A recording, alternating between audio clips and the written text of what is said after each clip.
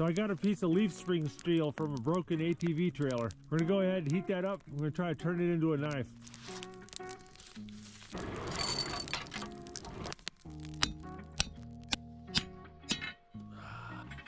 There we go.